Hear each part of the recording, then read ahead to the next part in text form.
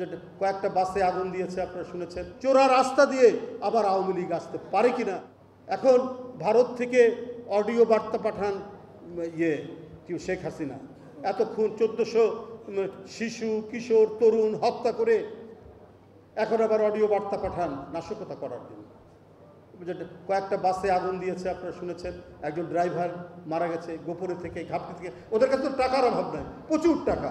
বাংলাদেশ ব্যাংকের সেই 800 কোটি টাকা, তারপরে বিভিন্ন ডেভেলপমেন্টের পদ্মা সেতুর টাকা আছে, আপনার ফ্লাইওভারের টাকা আছে, মেট্রো রেলের টাকা আছে। টাকার তো অভাব নাই, সব টাকা নিয়ে তো আর পালাতে পারেনি। কিছু কিছু সমাজের বিভিন্ন জায়গায় সেটি অবস্থান করছে, আওয়ামী লীগারদের হাতেই আছে।